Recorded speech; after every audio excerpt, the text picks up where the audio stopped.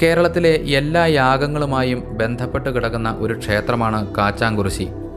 കേരളത്തിൽ എവിടെ യാഗം നടന്നാലും യാഗത്തിനാവശ്യമായ സോമലത, മാൻതോൽ എന്നിവ നൽകുന്നതിനുള്ള അവകാശം സൂര്യവംശജരാണെന്ന് വിശ്വസിച്ചു പോരുന്ന കൊല്ലങ്കോട് രാജപരമ്പരയിലുള്ളവർക്കാണ് കൽപ്പിച്ചു നൽകിയിരിക്കുന്നത്.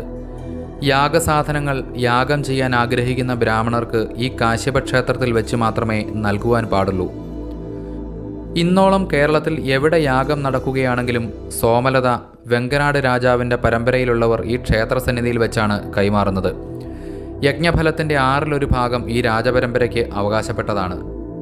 അത് ഇന്ന് വരെ തെറ്റാതെ നടന്നു വരുന്ന ഒരു പാരമ്പര്യം കൂടിയാണ്.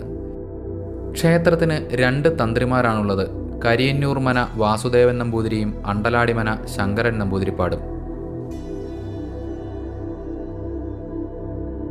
കുട്ടികളില്ലാത്തവർ ഇവിടെ അന്നദാനം നടത്തിയാൽ 1 വർഷത്തിനുള്ളിൽ കുഞ്ഞുങ്ങൾ ഉണ്ടാകുമെന്നാണ്